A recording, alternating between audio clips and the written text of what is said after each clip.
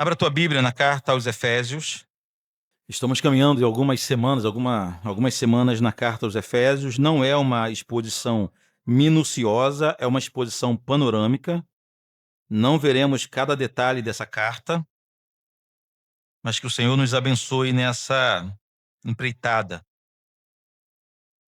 O título dessa série é Igreja de Cristo, eleita, viva e santa. Hoje chegamos no capítulo 2 e o tema da mensagem de hoje é um povo vivo.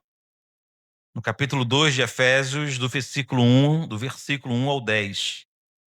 Ele vos deu vida, estando vós mortos nos vossos delitos e pecados, nos quais andastes outrora, segundo o curso desse mundo, segundo o príncipe da potestade do ar, e do espírito que agora atua nos filhos da desobediência, entre os quais também todos nós andamos outrora, segundo as inclinações da nossa carne, fazendo a vontade da carne e dos pensamentos, e éramos, por natureza, filhos da ira, como também os demais. Mas Deus, sendo rico em misericórdia, por causa do grande amor com que nos amou, e estando nós mortos em nossos delitos, nos deu vida juntamente com Cristo. Pela graça sois salvos, e juntamente com ele nos ressuscitou e nos fez assentar nos lugares celestiais em Cristo Jesus, para mostrar nos séculos vindouros a suprema riqueza de sua graça, em bondade para conosco em Cristo Jesus. Porque pela graça sois salvos mediante a fé, e isto não vem de vós, é dom de Deus, não de obras para que ninguém se glorie, pois somos feitura dele, criados em Cristo Jesus para as boas obras, as quais Deus de antemão preparou para que andássemos nela. Vamos falar com Deus. Pai querido, muito obrigado por tua santa palavra ser lida mais uma vez aqui nessa manhã. Mais uma vez estamos diante de um texto desafiador que carecemos da ação poderosa do Espírito Santo para nos fazer entender. Se o Espírito Santo não trabalhar com poder nesse momento em minha vida e na vida dos meus irmãos, passaremos em vão aqui os próximos momentos. Que não seja assim, ó Deus, mas que seja mais uma daquelas oportunidades em que o teu nome é exaltado e a tua igreja é edificada através da exposição da tua palavra. Permaneça conosco em nome de Jesus. Semana passada, na primeira mensagem dessa série, nós lembrávamos que Paulo escreveu essa carta enquanto ele estava em prisão. Ele estava aprisionado. Paulo escreveu essa carta muito provavelmente para animar os irmãos que estavam entristecidos com a sua prisão. Põe-se no lugar dos irmãos. Igreja, como a igreja de Éfeso, da cidade de Éfeso, que foi Paulo quem plantou. Paulo era visto, já era considerado o maior nome do cristianismo já nos seus dias. Um homem extremamente experiente e, ainda que não oficialmente, a grande autoridade da igreja. E esse homem estava preso. E ele estava preso depois de passar pelo menos 4 anos de sofrimento, porque até a sua captura em Jerusalém, de sua captura em Jerusalém até essa prisão em Roma, passou-se 4 anos de sofrimento. Então a igreja também estava sofrendo junto com o apóstolo. O sofrimento de Paulo, o fato de Paulo estar preso e sofrendo em Roma, deixou a igreja dos Efésios entristecida e até desanimada. A preocupação de Paulo em animar esses irmãos fica claro no capítulo 3, no versículo 13, que diz assim: portanto vos peço que não desfaleçais nas minhas tribulações por vós. Paulo deixa claro que ele estava preso por causa da igreja, mas pede que a igreja não se entristecesse com isso. Conseguimos perceber que mesmo preso, as principais preocupações de Paulo eram com o avanço do evangelho e com a saúde da igreja. Nunca se preocupou com ele próprio. Semana passada vimos que um dos grandes diferenciais dessa carta é que Paulo não escreveu para resolver nenhum problema da igreja. Era uma igreja saudável. Essa igreja, os Efésios, era uma igreja saudável. Mais tarde se tornaria uma igreja problemática. É uma daquelas igrejas que receberam uma carta de Deus dada por João no livro de Apocalipse. Mas aqui nesse período, possivelmente sendo pastoreada por Timóteo, era uma igreja saudável. Para uma igreja saudável, Paulo não tem que escrever uma carta para resolver problemas. Uma igreja saudável não vive em torno, não gira em torno de resolução de problemas. Não se reúne para ficar resolvendo problemas, intrigas entre os irmãos, diferenças entre os irmãos, por exemplo. Para uma igreja saudável, Paulo escreve uma carta doutrinária, tratando de doutrina. Para animar essa igreja saudável, Paulo escreve uma carta doutrinária. Paulo queria que aquela igreja permanecesse firme. Paulo desejava que aquela igreja saudável permanecesse saudável. E para que a igreja não esmorecesse, e para que a igreja permanecesse firme, Paulo dedicou essa carta para os fortalecer doutrinariamente. Nada do que Paulo escreveu na carta aos Efésios, os Efésios já não sabiam. Paulo trata nessa carta de doutrinas fundamentais da fé.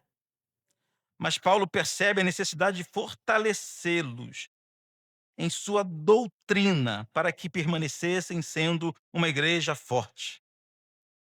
Se você gosta de anotar, anote isso. Para fortalecer a igreja, o apóstolo escreveu uma carta doutrinária. Paulo não escreveu um livro de autoajuda. A igreja estava sofrendo.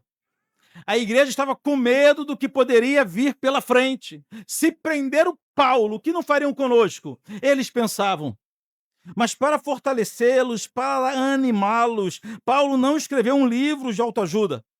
Paulo não escreveu um texto humanista. Paulo não adotou a fórmula dos teólogos coaching dos dias de hoje. Nada disso. Paulo já sabia que uma igreja forte é uma igreja doutrinariamente forte. Ele sabia que crente forte e saudável é um crente que é alimentado com doutrinas saudáveis, doutrinas sólidas. Fortalece-se uma igreja ensinando doutrina. E foi isso que Paulo fez. Uma das doutrinas mais importantes apresentadas já no primeiro capítulo, vimos semana passada, foi a doutrina da salvação. Vimos semana passada como cada pessoa da Trindade trabalhou ativamente para a salvação de pecadores. O Deus Pai elegeu, predestinou e adotou. O Deus Filho redimiu os eleitos do Deus Pai. E o Deus Espírito Santo selou aquele que o Deus Pai escolheu. Uma maravilha. Hoje, aqui no capítulo 2, veremos agora qual era a nossa condição antes dessa obra da Trindade nos alcançar. Veremos hoje qual é a condição de cada ser humano antes de ser alcançado por Deus. Vamos nos lembrar como andávamos nós antes do Senhor Jesus, a graça do Senhor alcançar nossas vidas. Isso tudo Paulo faz no capítulo 2. A primeira parte do texto expõe de forma detalhada, irmãos, e inequívoca a condição do homem sem Deus. Veja bem, esse texto mostra como todos nós vivíamos sem Cristo e como também parte da humanidade ainda vive sem Cristo. Olha do versículo 1 ao versículo 3. Vamos ler novamente. Ele vos deu vida. Ele quem? É Deus, obviamente, né? Ele vos deu vida, estando vós mortos nos vossos delitos e pecados, nos quais andastes outrora, segundo o curso desse mundo, segundo o príncipe da potestade do ar e do espírito, que agora atua nos filhos da desobediência, entre os quais todos nós andamos outrora, segundo as inclinações da nossa carne, fazendo a vontade da carne e dos pensamentos, e éramos, por natureza, filhos da ira, como também todos os demais. É o que o texto diz. Queridos, só entenderemos a graça de Deus se entendermos primeiro a real condição do homem descrita aqui nesse texto. Você não conseguirá entender a graça, a salvação, a obra de Jesus, se você, em primeiro lugar, não entender o que esse texto está dizendo sobre nossa real condição. A real condição do homem, descrita nesse texto aqui, detalha nosso estilo de vida, que a teologia chama de depravação total. Não sei se você já ouviu esse termo. A doutrina da depravação total nos ensina que o pecado afetou todas as partes de nossa existência, não apenas o corpo, não apenas as emoções, mas o pecado nos afetou em tudo. A carne, o espírito, a mente, as emoções, os desejos, as motivações, as vontades, tudo em nossa existência foi manchado pela podridão do pecado. Exatamente isso que Paulo descreve aqui nesse trecho. No versículo 1, Paulo é enfático em dizer que nós, sem Jesus, estávamos mortos. Não é isso? O que significa morto nesse texto? Morto significa morto. Morto é morto.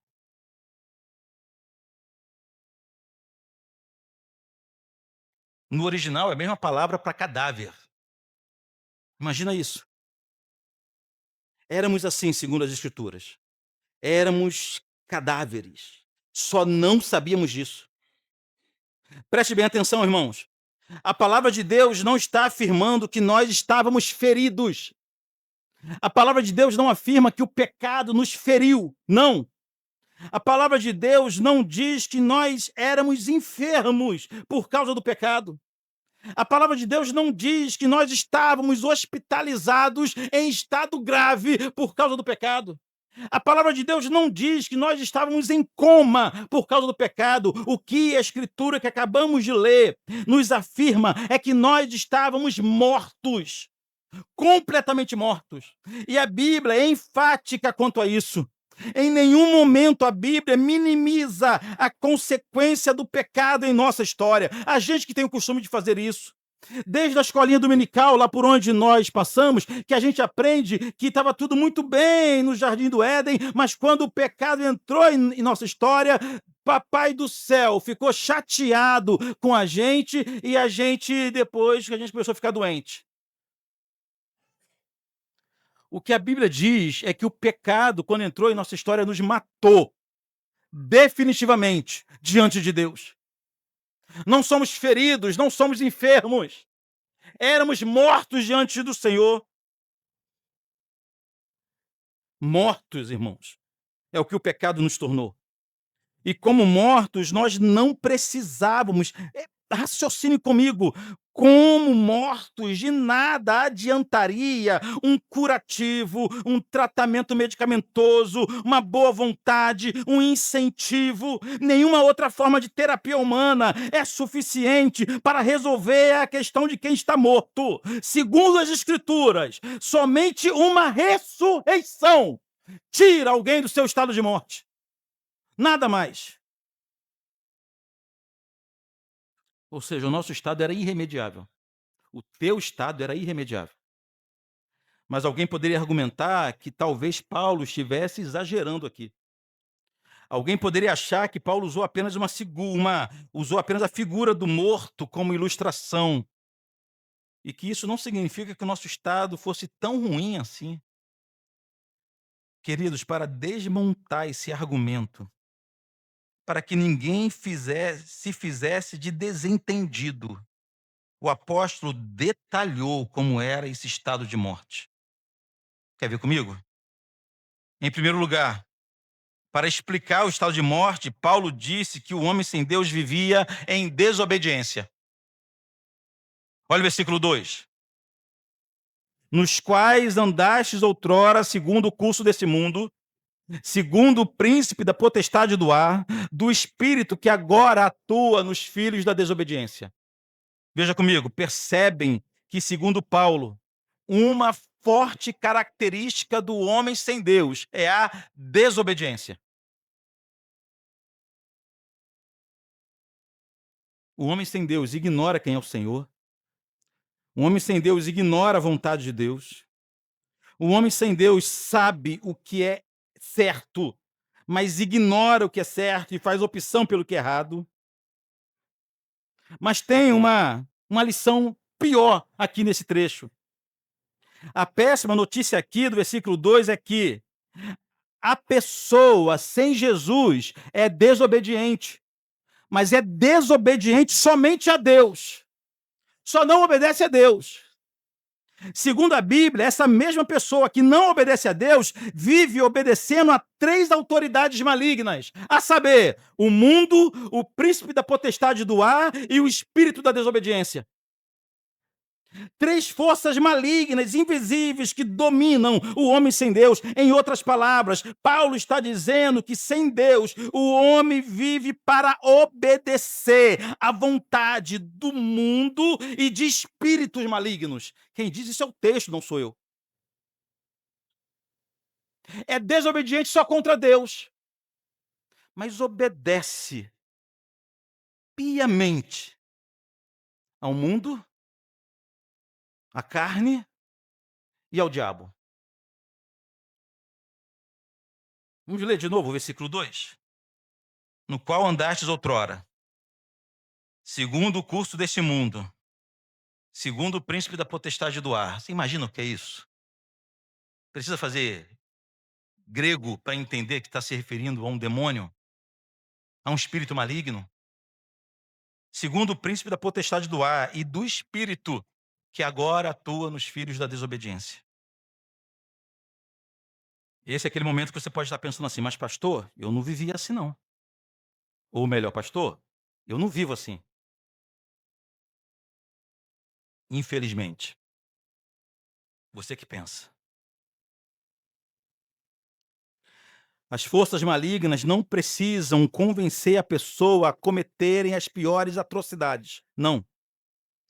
As forças diabólicas podem trabalhar apenas para convencer um cidadão que ele não precisa de um salvador. O diabo se contenta em levar a pessoa não a cometer pecados terríveis. O diabo se contenta em transformar a vida de uma pessoa numa pessoa boa, honesta, de caráter. Mas ele fica muito feliz em saber que você acreditou que não precisa de um salvador. Se isso está acontecendo contigo, ele está satisfeito. Essa é a maior obra do mundo, é a maior obra da carne, a maior obra dos espíritos enganadores. Mas essa é apenas a primeira característica da morte, né? Descrita por Paulo. A pessoa é desobediente, mas só a Deus. Obedece bonito. Ao mundo, à carne e ao diabo. Em segundo lugar, para explicar o estado de morte, a Bíblia diz que o homem sem Deus é depravado. Já falamos isso aqui, né? Versículo 3, somente a primeira parte. Entre os quais também todos nós andamos outrora, segundo as inclinações de nossa carne, fazendo a vontade da carne e dos pensamentos. Carne aqui é pecado. Carne aqui simboliza pecado. Ou seja, além do homem sem Deus ser governado pelo mundo e por espíritos enganadores, ele também é governado por sua própria vontade. Nesse ponto, carne aqui significa desejos pecaminosos. Então, veja bem, sem Deus, as pessoas são movidas por desejos carnais descontrolados. Sem Deus, o homem não tem força sobre seus próprios desejos. É completamente dominado por seus desejos malignos. Por isso, a Bíblia diz que nós vivíamos fazendo a vontade da carne e dos pensamentos. Se nossa carne, se nosso pensamento, se nosso corpo, se nossa matéria fosse santa, fosse perfeita, tudo bem, mas não é, e sabemos que não é. Mas essa era a nossa imagem. Sem Jesus, somos escravos de nossa vontade pecaminosa. Em terceiro lugar, para explicar o estado de morte, Paulo disse que o homem sem Deus está condenado. Não podia ser diferente, né? O final do versículo 3. Éramos, por natureza, filhos da ira, como também os demais. O que Paulo está dizendo aqui é que a consequência natural de um estilo de vida em rebelião contra Deus é um encontro com a ira divina.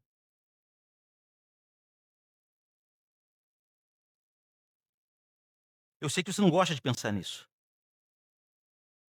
Mas vamos lembrar também que essa era o tema principal das pregações de João Batista. João Batista já denunciava as pessoas que viviam ignorando que um dia teriam um encontro com a ira de Deus, com o juízo de Deus. Creia você ou não, queridos, um dia você estará de pé diante de Deus para ser julgado. Há um encontro marcado entre pecadores e a ira divina. E o que Paulo está nos ensinando aqui é que o resultado natural de quem vive em rebelião contra Deus é ser alcançado pela ira do Senhor. É um grande alerta. Vamos resumir somente até aqui? Era assim que vivíamos. Paulo está escrevendo para uma igreja. Era assim que vivíamos. Mortos em pecados, cegos para as coisas de Deus, insensíveis à vontade de Deus, sequer sabíamos que éramos pecadores, vivíamos para realizar a vontade de nossa carne, éramos governados por nossos sentimentos, éramos governados por espíritos enganadores, sequer lembrávamos que há um Deus no céu, perdidos, caminhávamos para a condenação eterna. Por tudo isso, irmãos, Paulo iniciou esse trecho de sua carta, afirmando categoricamente que nós éramos mortos. Só não sabíamos disso. Eu sei que são palavras duras, mas a Bíblia não poupa palavras quando denuncia o estado do homem sem Deus. É um assunto seríssimo com o qual a Bíblia não brinca, e nós também não devemos brincar. No Novo Testamento, tanto Jesus como os apóstolos falaram sempre de forma direta, clara e muitas vezes dolorosa sobre esse assunto. Jesus nunca brincou com esse tema. Jesus nunca poupou as pessoas ou falava de forma mais alegórica para atenuar a sua mensagem. Isso nunca aconteceu, nem com Jesus, nem com os profetas antigos, nem com os apóstolos. Olha, aos Romanos, por exemplo, Paulo escreveu que nenhum bem habita no homem sem Deus. Romanos 7,18 diz assim: porque eu sei que em mim, isto é, na minha carne, não habita nenhum bem. Pois o querer o bem está em mim, não porém o efetuá-lo. Paulo está falando de uma briga, dele, servo de Deus, regenerado, uma briga entre o querer e o efetuar. Paulo ainda disse que sem Deus somos todos escravos. Romanos capítulo 6, versículo 17 e 18 diz assim: mas graças a Deus, porque outrora, escravos do pecado, contudo viestes a obedecer de coração a forma da doutrina que fostes entregues. E, uma vez libertados do pecado, fostes feitos filhos da justiça. Jesus disse que sem Deus nós amávamos as trevas e detestávamos a luz. João capítulo 3, versículo 19, diz assim: o julgamento é este, que a luz veio ao mundo, e os homens amaram mais as trevas do que a luz, porque as suas obras eram más. E foi Jesus quem disse também que, mortos em pecado, somos incapazes de ir a Cristo ou reconhecê-lo como Senhor. João 6, versículo 44 diz assim: ninguém pode vir ao Pai se o Pai que me enviou não o trouxer. A figura de alguém morto, que não sabe que está morto. Só pode sair da sua posição se Deus o arrancar daquela posição e o conduzir até Jesus. Mortos, essa era a nossa situação. Mas a boa notícia de hoje é que o versículo 4 começa com um mais Deus. Ó, que maravilha. Sabemos que nesse caso, mais tem o mesmo sentido de porém, né? Contudo, eu já disse para os irmãos que eu amo toda vez que aparece essa conjunção aqui na Bíblia, pois normalmente aponta para o momento em que houve uma mudança na história, e é exatamente isso que acontece aqui no relato de Paulo. Depois de Paulo, preste atenção aqui em mim, depois de Paulo contar com riquezas de detalhes a condição que nós vivíamos, e o nosso real estado, depois de nos fornecer provas irrefutáveis de que nós estávamos irremediavelmente perdidos e sem a menor condição de mudar nossa própria história, o apóstolo Paulo usa a sua pena para escrever um mais. O versículo 4 começa assim: mas Deus. Até aqui ele falava da gente. Até aqui ele falava de nós, quem nós éramos, como vivíamos, o que o mundo, a carne e o diabo fazia conosco. Mas a partir desse momento ele começa a falar de Deus, mas Deus. Sem dúvida, essas são as duas palavras mais importantes desse texto, pois apontam, irmãos, para o momento que o Deus Todo-Poderoso interveio soberanamente em nossa história, sem nos pedir permissão. Primeiro, porque ele não precisa de nossa permissão, e segundo, porque nós estávamos mortos. Lembra disso? Versículo 4, mas Deus, sendo rico em misericórdia, por causa do grande amor com que nos amou, estando nós mortos em nossos delitos, nos deu vida juntamente com Cristo, pela graça sois salvos. Aleluia! Que obra maravilhosa foi essa feita por Deus?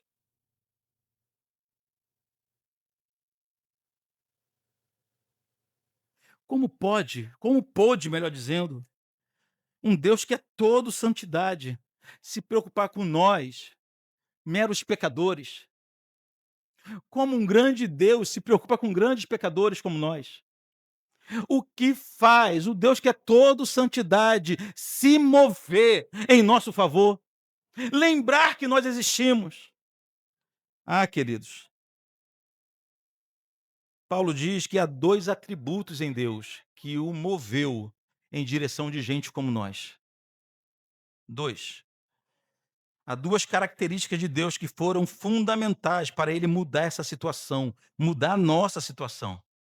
Segundo o texto que nós acabamos de ler, Deus é rico em misericórdia e grande em amor.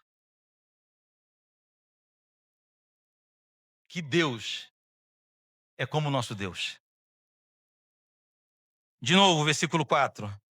Mas Deus, sendo rico em misericórdia, e por causa do grande amor com que nos amou, estando nós mortos em nossos delitos e pecados, nos deu vida juntamente com Cristo. Aleluia. Deus não precisava nos socorrer, acredite nisso. Não precisava. Deus não tinha obrigação nenhuma conosco. Se ele resolvesse nos deixar do jeito que estávamos, nenhum de nós poderia acusá-lo de ser injusto. Mas ele decidiu nos alcançar com misericórdia. Misericórdia, irmãos, é o atributo de Deus que o leva a não nos dar o que merecemos. Isso que é misericórdia.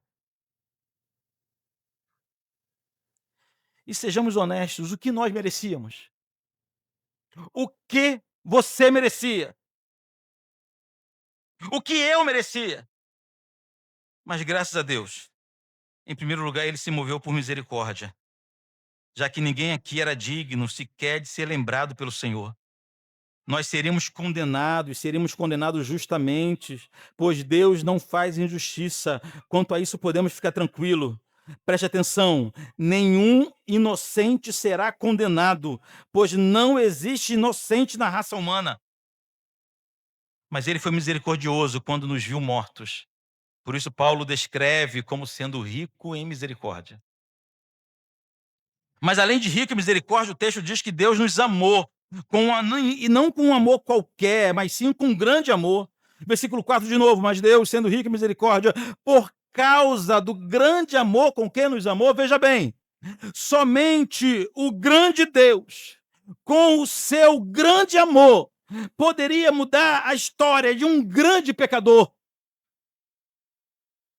Nenhum outro conseguiria. Deuses falsos, deuses estranhos não teriam capacidade para isso. Irmãos, é por isso que em Romanos, capítulo 5, versículo 8, diz o seguinte: mas Deus prova o seu próprio amor para conosco pelo fato de ter Cristo morrido por nós, sendo nós ainda pecadores. Sem as misericórdias e sem o grande amor de Deus, permaneceríamos como estávamos, mortos, aguardando o juízo. O final do versículo 5 resume todo esse processo numa simples frase, muito conhecida por todos nós: pela graça sois salvos. Aparentemente, essa pequena frase era a frase preferida de Paulo. Essa pequena frase resume muito da teologia paulina. Essa pequena frase explica toda a obra da salvação. Essa é a única frase capaz de explicar como que um grande Deus poderoso, santo e justo se importou por nós a ponto de ter misericórdia e ter amor por cada um de nós. Foi tudo pela graça. Pela graça sois salvos. Somente a graça de Deus pôde movê-lo a nos socorrer com misericórdia e amor. Guardem isso, irmãos. O Deus Todo-Poderoso olhou para cada um de nós com um olhar de graça. Como já sabemos que graça é dádiva, é favor não merecido, então a dura verdade é que se o Senhor não tivesse nos encontrado, permaneceríamos perdidos para sempre. A graça o moveu. E assim termina esse texto dessa manhã. Nesse ponto encontramos a principal doutrina de hoje, que é a doutrina da salvação unicamente pela graça.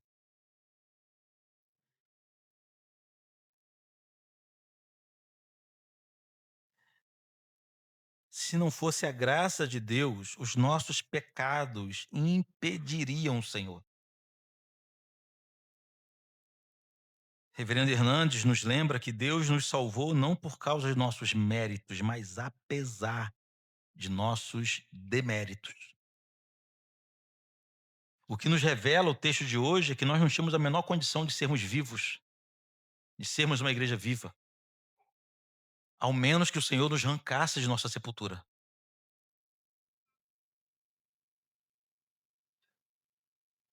Ou há salvação pela graça, ou não há salvação de forma nenhuma. Porque se o Senhor considerasse nossos méritos, se o Senhor avaliasse o nosso desempenho, se o Senhor esperasse algum tipo de cooperação nossa, jamais seremos salvos, estaremos mortos para sempre. Todos nós. Irmãos, a nossa salvação é conquistada por obras, mas pela obra de Jesus. Somente pela obra de Cristo. A salvação não é uma conquista nossa, mas ela é um presente merecido de Deus. O próprio apóstolo Paulo, em outra situação, em outra carta, deixou isso muito claro. 2 Timóteo, capítulo 1, versículo 9, lemos hoje aqui na nossa EBD. Que ele nos salvou e nos chamou com santa vocação, não segundo as nossas obras, mas conforme a sua própria determinação, e a graça que nos foi dada em Cristo Jesus antes dos tempos eternos. Sabe o que isso significa na prática? É que você não precisa esperar se aperfeiçoar para assumir um compromisso com Jesus. Oh, que loucura! Normalmente a religião inverte isso, né? Normalmente a religião ensina que primeiro você tem que alcançar um nível, um patamar, para então assumir um compromisso com a fé, com Cristo e com a igreja. Não, não é isso que a palavra nos ensina. A palavra nos ensina que o Senhor junta pecadores como cada um de nós, a começar por mim, e faz desses pecadores uma igreja viva. O resumo desse trecho da carta de Paulo aos Efésios é que a graça de Deus o moveu a agir com misericórdia e amor para transformar pecadores mortos em uma igreja viva. De novo, qual é a substância, qual é o produto inicial, qual é a matéria-prima para uma igreja viva? São pecadores mortos. Não se constrói uma igreja viva com homens excelentes. com pessoas excelentes, homens acima da média, crentes acima da média. O Senhor constrói uma igreja viva a partir de pecadores mortos. Por isso, a glória é toda dele. Esse é um dos maiores milagres da história. Deus não faz uma igreja viva a partir de gente santa e piedosa. Os homens, as mulheres, tornam-se santos e piedosos a partir do momento que eles são inseridos à igreja de Jesus. Deus não faz um processo seletivo para escolher os melhores indivíduos do mundo para formar uma igreja viva. Deus não fez uma análise de currículo, até porque se ele fizesse isso, estaríamos fritos. Para selecionar gente boa, capacitada, de caráter exemplar, para formar uma igreja viva, nada disso. Como eu disse, repito aqui, a matéria-prima utilizada por Deus para formar uma igreja viva foram homens mortos em pecados, que foram ressuscitados por Deus e santificados por Deus, somente pela graça de Deus. Mas agora, qual é o propósito de Deus com tudo isso? O que o Senhor tinha em mente quando regenerou, quando deu vida a pecadores como nós, para formar uma igreja viva. Dentre as finalidades do Senhor ter formado uma igreja, dentre os objetivos do Senhor ter formado uma igreja viva, eu quero destacar apenas duas, apontadas no texto de hoje. Primeiro, o Senhor nos faz uma igreja viva para andarmos em boas obras. Versículo 10 do texto de hoje. Pois somos feitura dele, criados em Cristo Jesus, para as boas obras, as quais Deus de antemão preparou para que andássemos nela. As boas obras é um resultado de quem foi regenerado por Deus. As boas obras não servem para a salvação, mas são frutos da salvação. Mas o mais interessante aqui no versículo 10 é que não somos nós quem definimos o que é uma boa obra. Não somos nós quem escolhemos as boas obras. Às vezes a gente acha, influenciada por uma cultura do mundo, é que o mundo vai ditar o que a igreja precisa fazer. Aí tem um monte de gente hoje que fica neurótico com isso.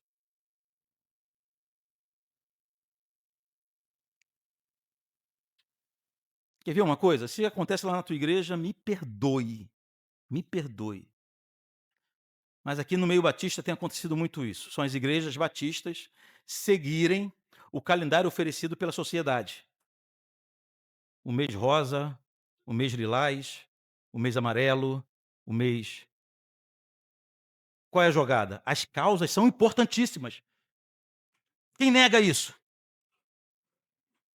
Como que alguém vai negar, vai se levantar contra causas importantíssimas?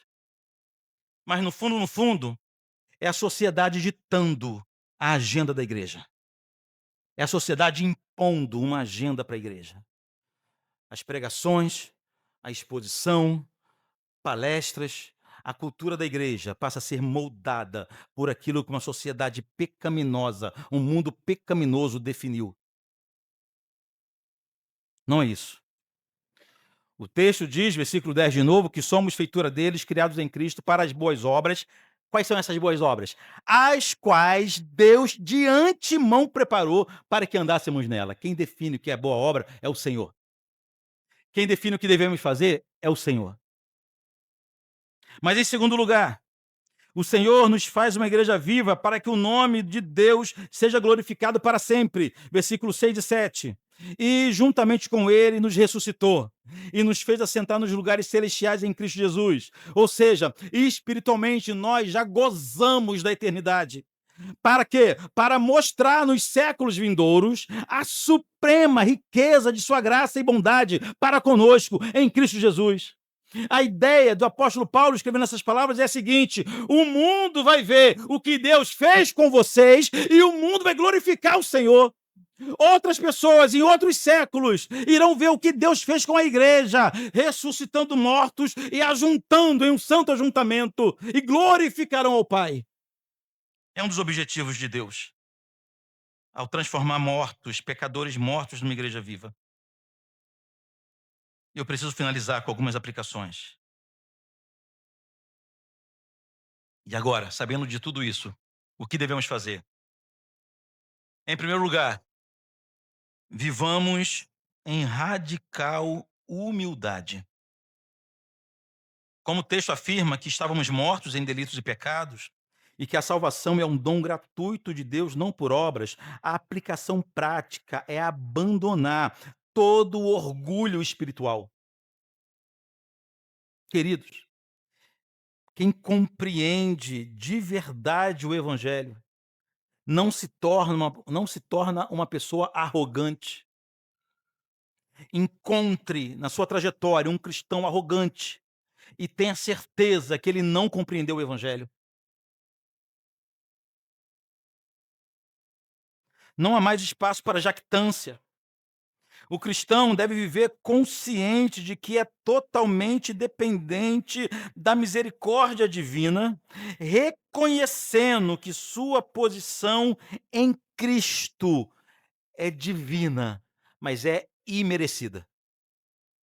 A compreensão dessa doutrina de hoje deve nos fazer pessoas mais humildes. Em segundo lugar, cultive uma vida de agradecimento e louvor.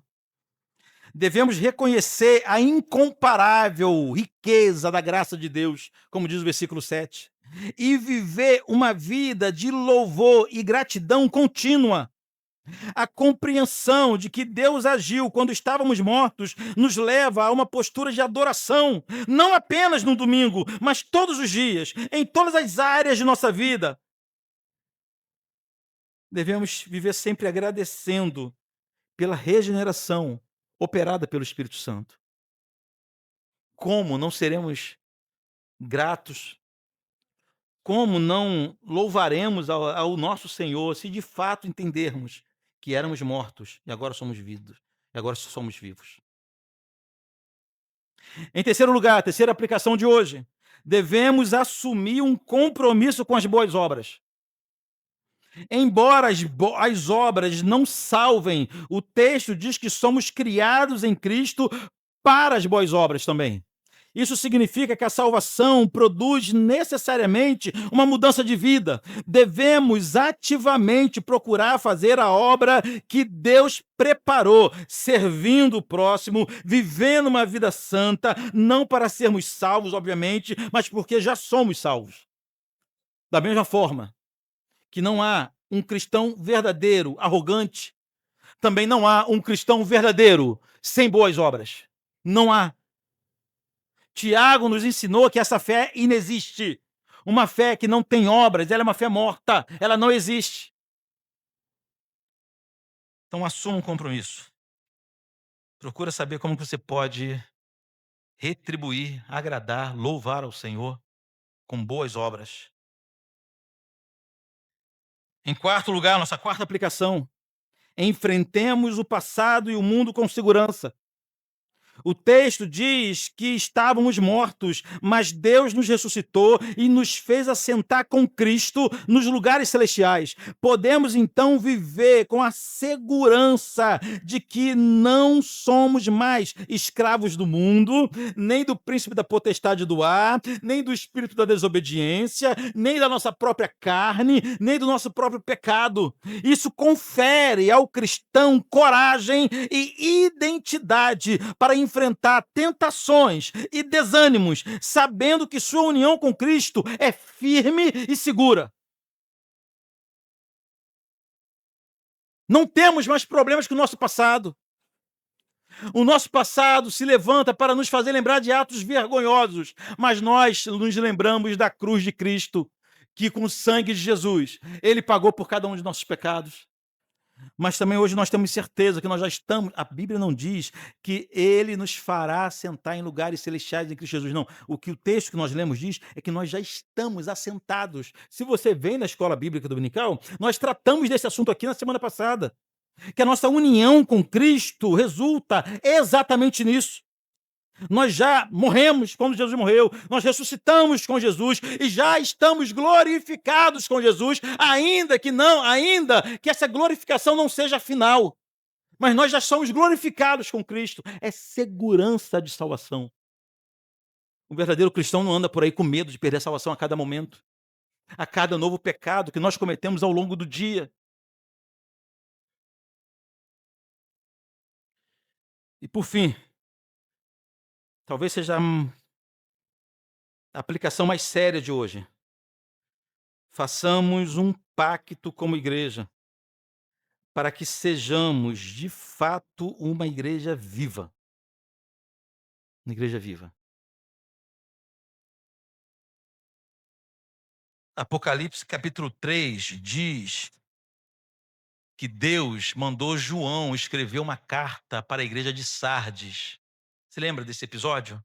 As cartas das 7 igrejas da Ásia. Uma das igrejas era a igreja da cidade de Sardes. E qual era a acusação de Deus à igreja de Sardes? Era uma igreja que tinha fama de ser viva, mas estava morta. Ninguém percebia. Foram essas palavras de Jesus à igreja de Sardes. Conheço as tuas obras, que tem nome de que vive, mas está morto. Olha que tragédia. A igreja de Sardes era aquele tipo de igreja que todo mundo que passava por ela falava: meu Deus do céu, que igreja viva é essa? Tinha liturgia de igreja viva, tinha programa de igreja viva, tinha relevância na sociedade de uma igreja viva, tinha eventos de uma igreja viva, tinha estrutura de uma igreja viva. Todo mundo, todos os membros daquela igreja juravam que aquela era uma igreja viva, mas Deus, o dono da igreja, só ele sabia que aquela era uma igreja morta. Tinha nome de viva, tinha fama de viva. Para todo mundo estava viva.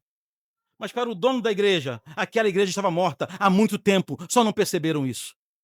É possível uma igreja passar a vida inteira achando que é uma igreja viva e não é? É possível. Sardes nos prova disso. Sardes nos prova isso.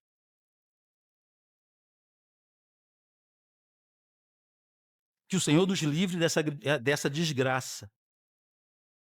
Essa aplicação reverbera também na vida de cada um de nós de forma individual.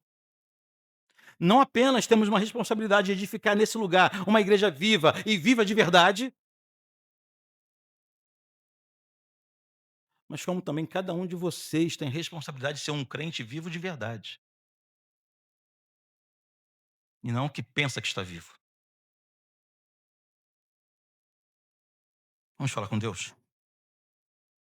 Pessoal da música aqui em cima, por favor.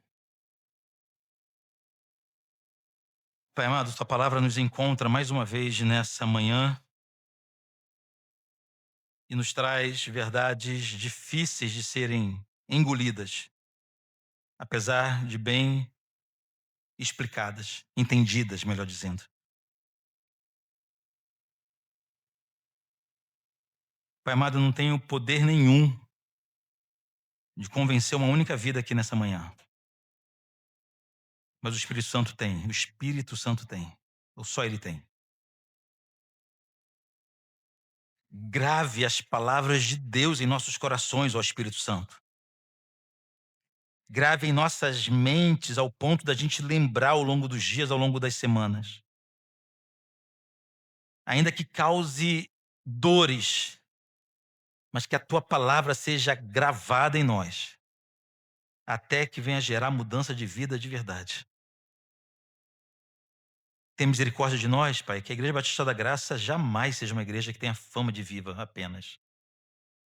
Mas que cada um de nós jamais seja um cristão que apenas tem fama de estar vivo, tem nome de estar vivo, aparenta estar vivo. A partir de nós, pobres pecadores, a partir de nós, pecadores mortos, edifica aqui nesse lugar uma igreja saudável. Nos repreenda a cada passo em falso que dermos como igreja. Nos exorte, Pai, nos corrija a cada passo em falso como igreja, para que vivamos sempre para o louvor do teu nome. Mas também que cada um de nós nos repreenda, nos corrija, nos exorte a cada passo em falso que dermos como servos de Deus, para o louvor do teu nome, Pai. Em nome de Jesus. Obrigado por nos acompanhar até aqui. Espero que essa mensagem tenha edificado a sua vida e te ajudado a contemplar mais a beleza de Cristo e o que Ele fez por nós. Se essa palavra falou seu coração, não guarde só para você. Compartilhe com alguém que também precisa ouvir.